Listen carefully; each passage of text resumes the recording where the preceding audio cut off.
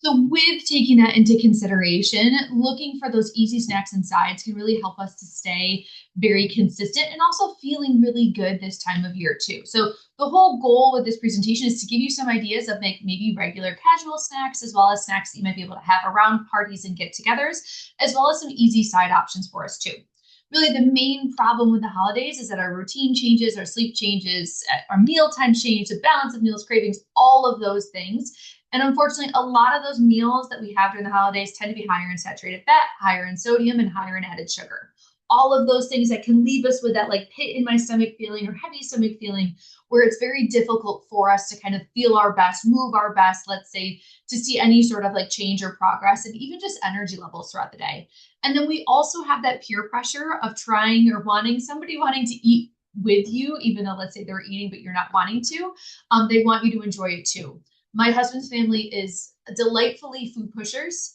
And anytime that we go out to eat with my in-laws, my father-in-law is always like, Emily, eat the fries. Emily, have more fries. Emily, do you want the last couple wings? So just like, and I know that he's doing it to be nice and he wants to share and all that stuff.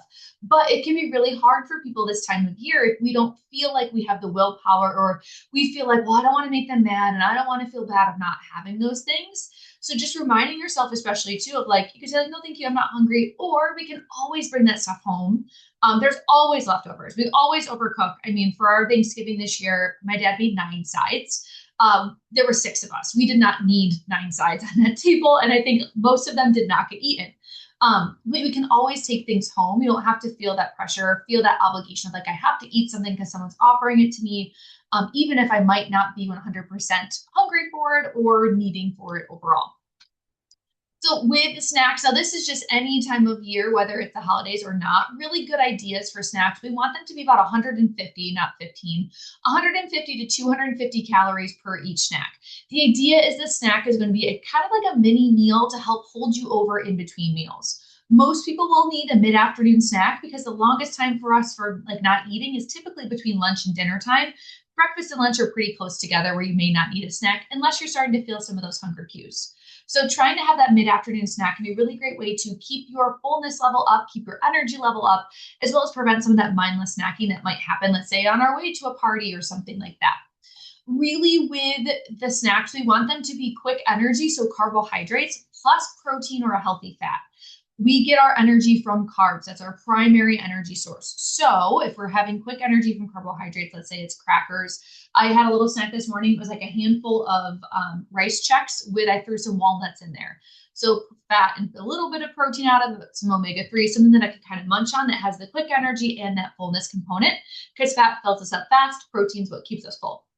And the other thing too with snacks is we want them to be things that you actually want to eat. I want you to feel excited about having it. It shouldn't feel like I'm eating it out of obligation.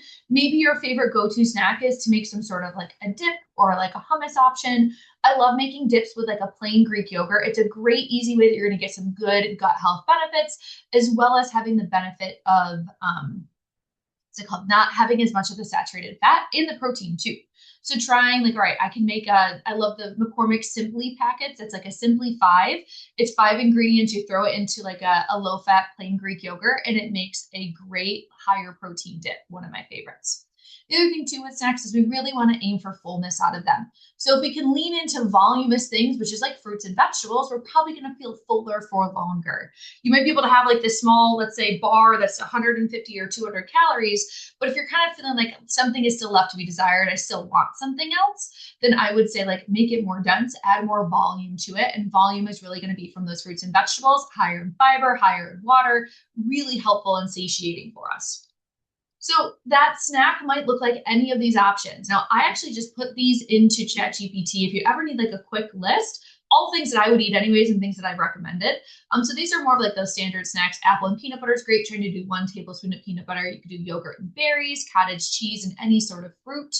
I really like the Good Culture cottage cheese. That's a really great one. They have them in individual packages. You do crackers and cheese. You can do toast and eggs. Really, that's such an easy option where if you're home and you have that ability, you can always, most workplaces, they'll have a toaster, I have found. But you can also make hard-boiled eggs ahead of time. If you have Delta Sonic near you, the gas station, they have hard-boiled eggs there already that you can pick up, and they're actually pickled with red beets. So a little bit higher in antioxidants, also helpful too, because those when it's pickled, it's going to help with that good microbiome. We could do a protein bar. We don't want it to be like a very low carbohydrate one. I really like the Barebell bars, Barebells, or the One bars. Both are great, pretty good carb to protein balance. Or hummus and pretzels or pita chips. They even have some of those little packs at the grocery store where hummus is going to be a great way that you're going to get a little more protein, a little bit more fiber out of it to be more satiating also. Some maybe a little bit more fun options. It could be a mini bagel, and it could be a full little mini bagel because that's actually only about, I think, 60 calories or so, with a little bit of cream cheese and doing some smoked salmon on it. Make it a little bagel sandwich. Those Thomas's mini bagels is a great option. You do popcorn. I love to do Parmesan cheese on my popcorn and some roasted chickpeas. Really great way. That's going to be a fiber-packed snack for us right there. Chocolate protein mug cake. This is a really great option too if you have all of those things on hand. Absolutely delicious. Rice cake with Greek yogurt, cinnamon, and honey. I'm not the huge rice cake fan because I think there's better foods that you probably actually taste a little bit better, but this is a really easy option too. Probably a great one for kids. Edamame with soy sauce and sesame seeds. This is gonna be a really great snack if you're feeling any sort of perimenopause symptoms. Edamame has phytoestrogens, which actually act similarly to estrogen in the body without raising actual levels of estrogen, which then helps to kind of reduce some of those perimenopause symptoms. So we love edamame and soy sauce for that. Frozen grapes and string cheese. You can actually get now frozen grapes in the freezer section at the grocery store. Or even doing a whole grain or higher protein waffle with some almond butter and banana slices. That would be a really great option like before a workout if you needed a snack in the afternoon because you had a later in the day workout. I'd love going for that. So some of those snack reminders, planning to have for the snack versus having it as a hunger reaction. If you plan for it, you're more likely to feel more satisfied, you're more likely to eat it, and you're more likely to move on with your day versus getting to that point of I'm so hungry now, I'm uncomfortably hungry, I can't control myself with eating. Remember, carb plus protein or healthy fat, that 150 to 250 calories. Multiple food groups will really help with that fullness. That's why a lot of these things are a couple different areas thrown together for us. And then lastly, having that mid-afternoon snack. Like you most likely need it, especially if you're getting really hungry towards the end of the day. I would absolutely recommend leaning into that. So some of those appetizer ideas for the holidays. I love the caprese tree. It's lovely. It's a little festive and everything. Emily Wettenkamp just posted on her page, Eating Well with M, like a spice nut recipe that looked so good. I love that as a great easy option for the holidays if you want to make something like that. We love stuffed mushrooms. It's a great way that you're getting in some fiber as well as some protein. This is actually a cottage cheese dip. I'm going to try one this weekend where it's a cottage cheese dirty martini dip. I love blue cheese. I love olives. So I'll have to let you know how that one goes. You could always do a great just like protein appetizer where you're making like Swedish meatballs or barbecue meatballs, grabbing the turkey meatballs from the grocery store, putting them in the crock pot, whatever the sauce is. And then this is actually a hummus wreath. And then you could throw veggies on there. You could throw the pita chips with it. A cute, easy kind of festive thing that we can also do for the holidays. Some of the recipe or the holiday appetizers reminders, and then I have some recipes too that we already have in the recipe folder. Little portion plates are a really great option, or something like this where you know how much you're having, because it's very easy at holiday get-togethers just to eat right off of whatever the spread is, and then all of a sudden you're like, I've eaten an entire dinner and we're about to go sit down for dinner. So putting it on that little plate first is a really great way for us to know about how much we're having. Trying to move away from where the spread is, going and sitting down at a table, sitting down on the couch to eat that snack versus eating right over it. That'll really help you to slow down and be more mindful with your food. Pause before grabbing more. Like thinking, all right, in 10 minutes, if I'm still wanting something, I'll go back and grab more versus just eating it because it's there and it's in front of us. Making sure those choices are nutrient dense for fullness. All of these things are going to provide fiber or protein or a healthy fat. They're going to keep you feeling more satisfied. So leaning into things like that. And then it's always not a necessity. So I know plenty of people where they don't do appetizers at all before any of their holiday gatherings because they're like, I don't want to ruin the meal. We have good close family friends where one side is like French Canadian, and they were saying like it's almost rude to bring an appetizer. Of like they're like, why would you bring an appetizer and spoil your dinner? So you don't have to bring the appetizers, especially if you're like, I'm really excited for the dinner. You can always have a snack before you go and they're like, I'm going to save room. We don't have to always set out that appetizer spread. My family, we keep it very, very simple. It might be just like cheese, and my dad will do blue cheese stuffed bacon wrapped olives, which are amazing. not super healthy, but like so good. And then a couple of years ago, we had my husband make them when we were over there for Christmas. Then you do like a little glaze on top. It's so good. So good. But you only need a couple and then you feel really good too. So the recipes that are inside of that recipe folder here on Practice Better, the hot spinach and artichoke dip can be a really great option. The roasted carrot hummus, spinach, artichoke, and white bean dip, or even the prosciutto wrapped melon can all be really great options. And those are recipes that are right inside that recipe folder for us. So holiday side dishes, I have been making this quite a lot recently.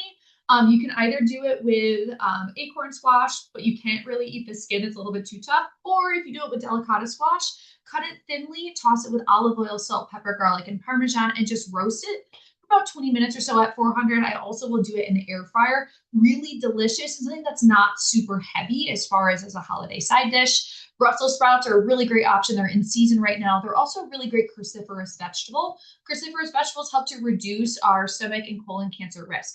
So leaning into things like that, those cruciferous vegetables are a really great option. I love a good green bean side dish that isn't kind of laden with a lot of those like heavy soups. You can always roast up green beans. My mom has a recipe for it. It's called like holiday green beans that has a little bit of like a mustard sauce on it and like these little onions, and it's very good. Little bacon wrapped or prosciutto wrapped. This looks like green beans or asparagus, or even just doing like a roasted potato on the side versus a mashed potato. Roasted potatoes are typically going to be roasted with like a heart healthy fat, like an olive oil, versus mashed potatoes tend to have a lot of butter and sour cream, at least mine do, where it can be a little bit of a heavier dish. We are still getting things that are really tasty and all nutrient dense here if we're doing these as those side dishes. Some of the reminders as far as with the side dishes, it's very easy to fill up on carbohydrates. They're not a very satiating nutrient for us. So if you can lean in and try to eat the protein and the color first at the meal, then ending with the carb, you're going to feel a lot better. Make the vegetable side dish taste good.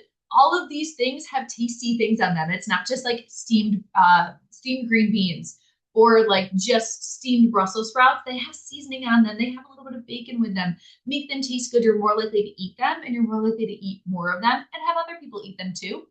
Trying to leave space on the plate so you can see the edges. And that's just a way for us to know how much we're eating, to have better awareness as far as with the portion sizes and serving sizes. So trying to say like, okay, I can see space. I can see the plate around my green beans, around my mashed potatoes, whatever it is. And roasting is going to be a really great way to get flavor as well as less saturated fat.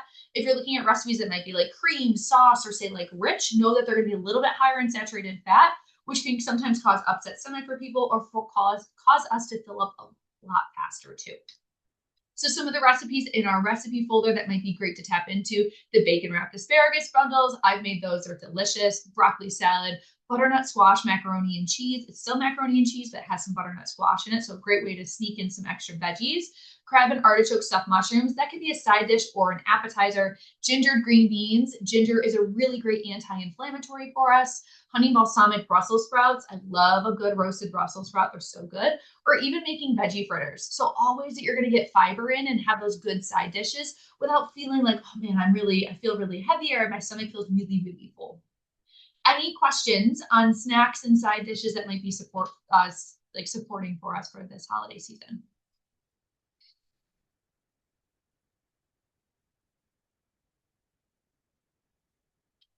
Cool. So the next membership Q&A is going to be on the 22nd. That's Monday at 7. So that calendar invite has gone out. If you don't have it, just shoot me a message. But we would love to see you there, talk more about what's going on, planning for the week ahead. But thank you so much for joining this mini training today. I hope you have a great rest of your week, and we'll see you inside Practice Better. Bye, guys.